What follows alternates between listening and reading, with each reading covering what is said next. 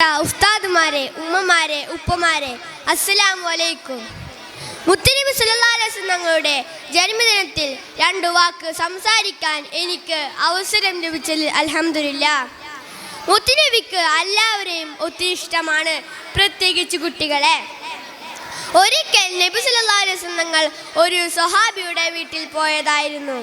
ആ സ്വഹാബിക്ക് ഒരു കുഞ്ഞുണ്ടായിരുന്നു. കുഞ്ഞിനെ കണ്ട ഉടനെ നബി സല്ലല്ലാഹു അലൈഹി വസല്ലം തങ്ങൾ കോരിയെടുത്ത് ഒരു ഉമ്മ വെച്ചു കൊടുത്തു. അത്ഭുതത്തോടെ സ്വഹാബി തങ്ങൾ ചോദിച്ചു, നബിയെ, അങ്ങ് എന്റെ മകനെ ഉമ്മ വെച്ചോ? ഞാൻ ഇന്ന് വരെ അവന് ഉമ്മ വെച്ചിട്ടില്ല.